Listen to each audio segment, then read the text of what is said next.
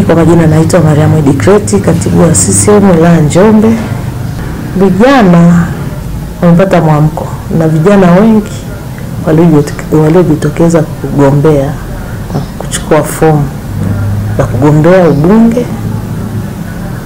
Pia na kwa madiwani, vijana pia wamejitokeza wengi wa kutosha kugombea udiwani kwenye kata zao. Zoezi linakwenda vizuri, hatujapata shida yoyote. Kwa kila anayekuja tunamwelekeza, na tulipopewa mwongozo kutoka kwa viongozi wetu wa kitaifa na mkoa, fomu tumeuza shilingi 500,000 kwa wabunge, kwa madiwani shilingi 50,000.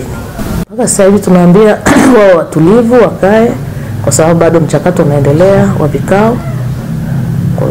Watapita kwenye vikao kuangalia, maana yake sasa hivi natakiwa turudishe majina 3. Kwa hiyo wao watulivu, kwa sababu hapa hakuna mshindi. Hapa tunatafuta ambaye atasimama kwenye kura za maoni. Urejeshaji wote waliochukua fomu wamerejesha.